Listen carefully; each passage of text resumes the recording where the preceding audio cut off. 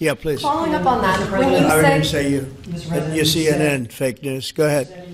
የሩሲያው ፕሬዝዳንት ቭላድሚር ፑቲንና ዶናልድ ትራምፕ ላለፉት 8 ወራት 8 የስልክ ውይይቶችን አድርገዋል። ለዛውም 2 ሰዓት ተኩል የፈጀ ትላንት ማምሻቻውን። ክስተትና ወቅት ለአንድ ሀገር ዲፕሎማሲ ሁሉ ነገሩ ነው የሚሉ የፖለቲካ ተንታኞች ፕሬዝዳንት ቭላድሚር ፑቲንን በማሳያነት ያነሷቸዋል። ሲወስኑ እንጂ ምን እንደሚያስቡ ለማንም የማይገቡት የሩሲያው ፕሬዝዳንት ቭላድሚር ፑቲን ማሳያ ከመሆናቸውን ባሻገር የዓለማችን ፖለቲካ ቅኝቷም እንደዚህ አይነት የሆነ መምጣቱን የሚጠቁም ያደርገዋል። የመጨረሻዋን ቅጽበት እንዴት ከሀገራ የዲፕሎማሲ ቅኝት ጋር ማጣበቅ እንደሚችሉ ከልምድም ከተፈጥሯቸው ይረዳሉ ይባልላቸዋል። ለዩክሬን እስከ 2500 ኪሎ ሜትሮች የሚሸመጥጠውን ቶማሃውክ ሚሳይል ስርዓት ዋሽንግተን ልትሰጥ ነው የሚሉ መረጃዎች በሰፉበት ፕሬዝዳንት ቮሎዲሚር ዜሌንስኪም ዋሽንግተን ሊደርሱ ጥቂት ሰዓታት ሲቀራቸው ፑቲን ከትራምፕ ጋር ስልክ ማውራታቸውን ክስተትና ጊዜ ለዲፕሎማሲው ያለውን ቦታ ክሬምሊን ተረድቶት ያደረገው ነው ተብሏል። ፕሬዝዳንቶቹ በስልክ ሲያወሩ ቁልፍ የተባሉት ጉዳዮች እንዲሁም በንግግራቸው ወቅት ያካተቷቸው የቶማሃውክ ሚሳይል ጉዳይ፣ የዩክሬን ሰላም፣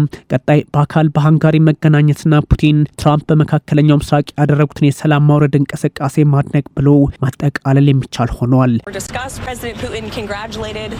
በውይይታቸው ፕሬዝዳንት ፑቲን በጋዛ ላለው ግጭት መፍትሄ በመስጠታቸው እንኳን ደስ አለዎት ብለዋቸዋል ትራምፕን ወደ መካከለኛው ምስራቅ ሰላም እንዳገን በማምጣታቸው ማለቴ ነው። በዚህ አስፈሪ ግጭት ቀዳማዊት እመቤቷ ሜላኒያ ትራምፕ ልጆቿን በመመለሱና ህይወታቸውን በመታገዱ ረገድ ለነበራቸው ሚናም ፑቲን እንኳን ደስ አለዎት ብለዋቸዋል።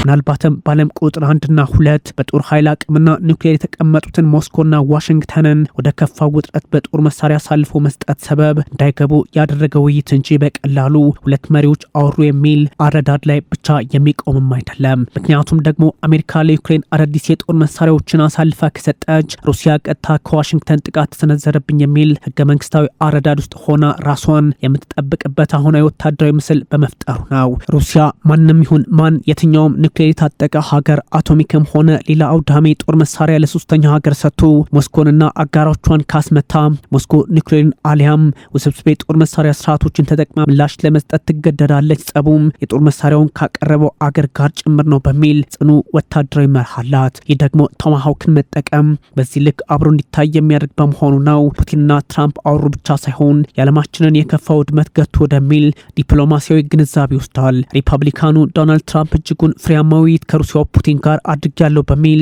አረጋግጠዋል። በቡዳፔስት ሃንጋሪ እንገናኛለን ያሉም ሲሆን ይሄኛው መንገድ ለፕሬዝዳንት ፑቲን ካላስካው ዲፕሎማሲያዊ ድላቸው በላይ ትልቅ ትርጉም ይኖረዋል። ከምዕራቡ ዓለም ብቻ ሳይሆን ከፕላኔቷ መድረኮች ገለል ሲደረጉ የሰነበቱት ፑቲን በሰሜን አትላንቲክ የጦር ጥምረትና አውሮፓ ህብረት አባል ሀገር ላይ ለዛውም የአሜሪካን ፕሬዝዳንት አገኙ ማለት በጦርነቱ ላይ ከፍተኛ ሚና ያለውን አውሮፓ ህብረትን ጫና ውስጥ የሚያስገባ ያደርገዋል። በእርግጥም ተደናግጠዋል። በፑቲንና ትራምፕ መካከል የተደረገው ውይይት ግልጽና ውሃ የሚያነሳ ነው ያሉት ለፕሬዝዳንት ቭላድሚር ፑቲን ከ13 ዓመታት በላይ በውጭ ፖሊሲ ጉዳዮች ላይ ሲያማክሯቸው የሰነበቱት ቁልፍ ዲፕሎማት ዩሪ ዩሻኮቭ ክሬምሊን ጉዳዩን በተለየ አቅጣጫ ይመለከተዋል እንጂ በቀላሉ አየውም ለማለትም ተገደዋል። ታዲያ በመካከለኛው ምስራቅ በጋዛ ውጥረት ዙሪያ ትራምፕ ሰላም ለማምጣት የሄዱበትን ርቀት ፕሬዝዳንት ፑቲን እንዳደነቁላቸው መነገሩም እርሶ ምን ይሳኖታል እዚህ አውሮፓ ኤዥያ ውስጥም ቢሆን የሚል አረዳድ ያለው ሆኗል። ፕሬዝዳንት ቭላድሚር ፑቲን ሰላማዊ መፍትሄዎችን ይሻሉ ቢባለም እዛው የክሬምሊን ቁልፍ ሰው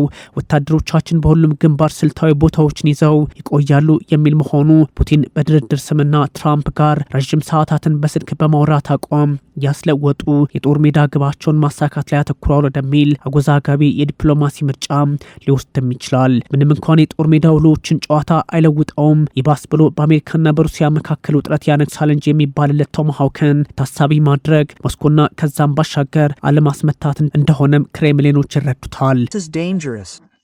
ይህ አደገኛ ነው። ስለ ቶማሃውክ ስናወራ አደገኛ ጦር መሳሪያ ነው። ምንም እንኳን የተራቀቀ ናቸው ባይባሉ ስጋት የሚደቅኑ እና ኃይለኛ ናቸው። ነገር ግን በጦር ሜዳ ላይ ያለውን ኃይል ሚዛን በፍጹም የሚለውጥ አይደለም። This will not change the balance of power on the battlefield at all. በሌላ በኩል በአካል በሃንጋሪ የሚገናኙት ሁለቱ መሪዎች ካላስካ ውይይታቸው ትምህርት ላይወስዱ ይችላሉ የሚል ስጋት ላለባቸው ተንታኞች የጉባኤ ዲፕሎማሲ ብቻ እንዳይሆን ስጋቱ ከትላንቱ ዛሬ ከፍቶባቸዋል። ታዲያ ዝግጅቱ መጀመሩን የሃንጋሪው ጠቅላይ ሚኒስትር ቪክቶር ኦርባን ሲያሳውቁ የዝግጅቱ አንድ አካል ደግሞ በሩሲያው የውጭ ጉዳይ ሚኒስትርና በአሜሪካው ማርኮ ሩቢዮ በስልክ ውይይት ይቀጥላል መባሉ ሁኔታዎች በእርግጥም የፑቲንና የትራምፕ ብቻ እንዳልሆኑ የሚጠቁም ያደርገዋል። ምንም እንኳን የነሐሴው የአላስካ ስብሰባቸው ፍሬያማ ነበር ቢባልም ለፕሬዝዳንት ፕሬዚዳንት ቭላዲሚር ፑቲን ቀይ ምንጣፍ ጠበቃቸው እንጂ አንዳችም የፈየደው ጉዳይ የለም ቢባልም ቡዳፔስት አዲስ ነገር ለዓለም ልታበስር እንደምችል ግምቶች የተቀመጡ ነው። በዛ ላይ ቪክተር ኦርባን ከፑቲንም ከትራምፕም ጋር ግንኙነታቸው በጎ በመሆኑ ወደ ወዳጅ ሀገር የሚያደርጉት ጉዞ ለመሪዎቹ ሲሆን ለአውሮፓ ህብረት መሪዎች ደግሞ ስጋት ይሆንባቸዋል። ይህም የትራምፕንና የፑቲንን በአንድ የሰሜን አትላንቲክ የጦር ጥምረትና አውሮፓ ህብረት አባል አገር ላይ መገኘት ድርድርን በማሳመንና መልካም አጋጣሚን በመፍጠር የመሳሳብ ዲፕሎማሲ፣ ለስላሳ መንገድን ሶፍት ዲፕሎማሲ የሚሉትን ዋይት ሀውስና ክሬምሊን እየተከተሉ መሆኑን ሊጠቁም ይችላል። በሌላ በኩል የሩሲያው ፕሬዚዳንት ቭላዲሚር ፑቲን ድርድሩን ከትራምፕ ጋር ያደረጉ በዩክሬን ላይ ኃይል እየተጠቀሙ መቀጠልን ፈልገዋል፣ የሚከተሉት ሀርድ ዲፕሎማሲ ነው የሚል ስጋት ያለባቸውም ተበራክተዋል። የመጨረሻዋ ደቂቃ ስልክ ጥሪ ሩሲያንና አሜሪካን ወደ ግጭት እንዳያመሩ ያደረገ ነው ተብሎለታል። ማርኮ ሩቢዮ እንደምታውቁት ካቻቸው ሰርጌይ ላቭሮቭ ጋር ይገናኛሉ። በቅርቡ ሊገናኙ ይችላሉ። ጊዜውና ቦታውን ይወስናሉ። ምናልባት በቅርቡ እስካሁንም አድርገውት ሊሆን ይችላል። አውርተው ይሆናል። የማስበው እጅግ ውጤታማ የስልክ ውይይት እንዳደረግን ነው። ነገር ግን ከፕሬዚዳንት ቭላዲሚር ፑቲን ጋር እንገናኛለን። ድርድሮች በበጎ ሊቀጥሉ እንደሚችሉ የሚጠቁሙ ጉዳዮች ደግሞ በሌላ በኩል ይወጣሉ።